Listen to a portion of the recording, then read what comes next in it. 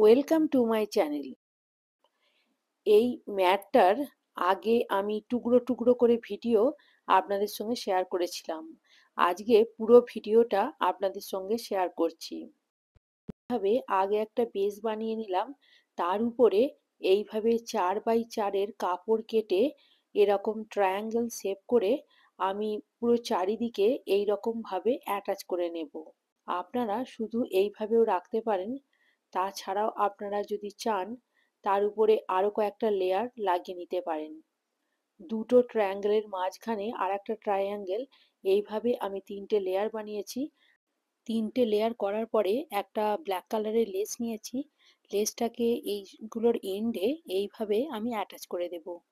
এই রকমভাবে ম্যাটটাকে এন্ড করতে পারেন।